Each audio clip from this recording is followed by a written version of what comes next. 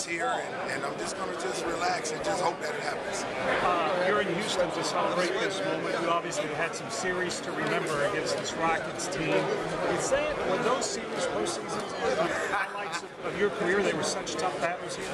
Playing against the Dream and against all the great teams that happened that we played against, yeah, it was highlights, you know. And going against them, especially when Clyde came and then Charles was here, the Dream I always remember because he had to shake on us. So yeah, it was always a big thing to play against Houston because we knew there was going to be a great basketball team.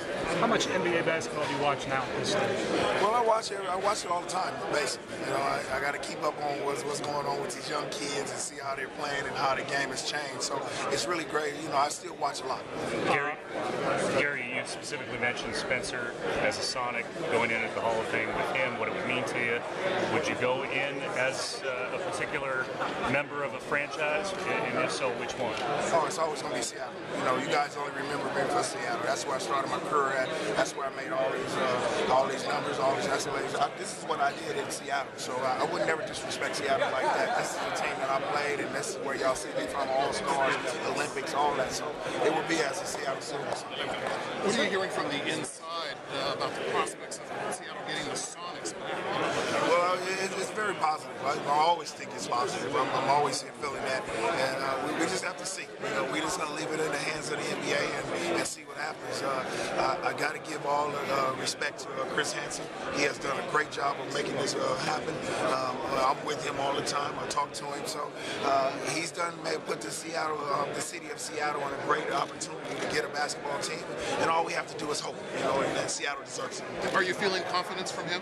I'm feeling a lot of confidence. I'm feeling a lot of confidence for everybody. From everybody, that's what I hear. So, you know, we just got to keep our hands crossed and open.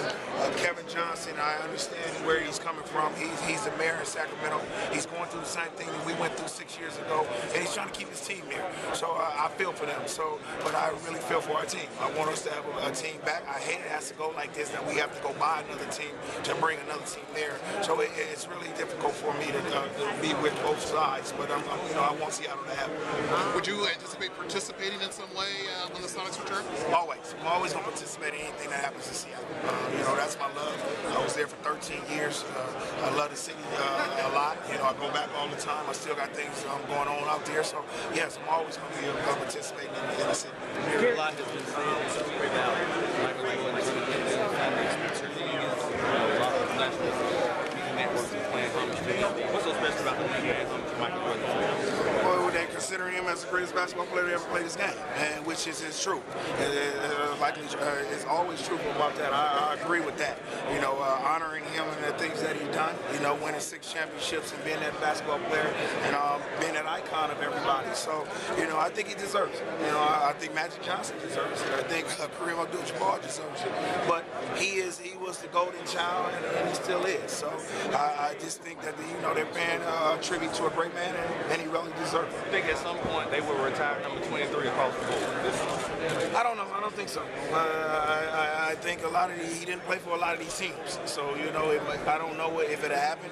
But if it does, like I said, he deserves it. Who do you enjoy most? Jason Taylor talks about how you sort of got him started.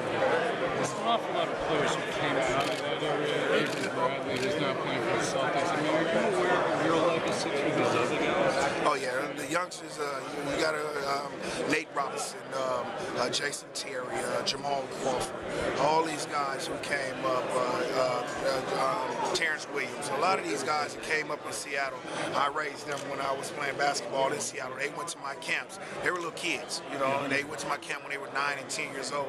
So they all give me a lot of respect. They call me the big bro. And I talk to a lot of them. Isaiah Thomas, who plays for Sacramento right now. So he's really my son. Really, he's like my son. So all these guys that I deal with in Seattle, yes, they do. They talk to me a lot. I respect them. Jason Terry he calls me dad. So, you know, so it's one of them things. Yeah, I do respect a lot of these kids that's coming out of Seattle because we have a lot of them coming out. Do you remember the young Jeff? You remember when you first met him? Oh yeah, I remember Jason Terry. We went to his game, and they told me about a kid that was playing out in Seattle that I went and seen, and he amazed me right then and there. And as soon as he was about to go to Arizona, I would give him tennis shoes. I would give him a lot of stuff, help him out. He would work out with me in the summers when I'd be there with my camps. I would spend a lot of time afterwards. And as soon as he said he was going to go to Arizona, I knew he was going to be a great basketball player because of all the hard nose that he had, and I was really, impressed with what he was doing.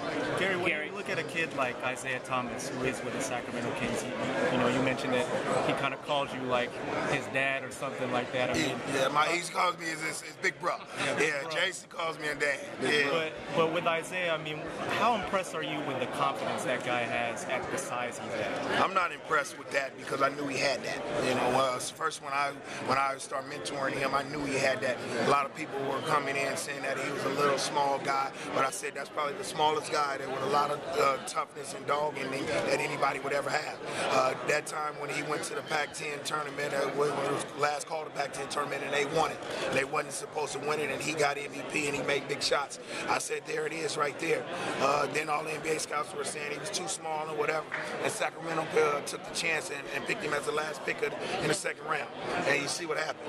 Now he's a basketball player where he's starting playing big things. He's doing things. He's playing tonight in the game, and everybody got to understand. Just because you little, that don't mean that you can't play in this league.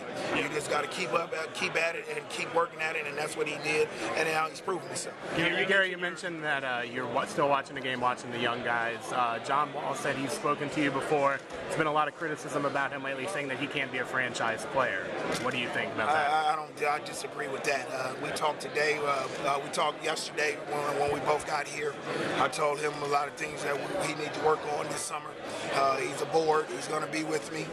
So I don't care about that. That guy reminds me of myself. He's very long. He can score. He's got a good knack for the basketball. Just needs somebody to teach him how to play defense. People don't understand that. It'd be just because he hasn't played in almost a year. So he's going to come back and he's going to be okay. You know what I'm saying? And I'm not worried about that. He's going to be a good basketball player, and we'll see after this summer who's going to be saying that. So it's going to be okay. KG is set.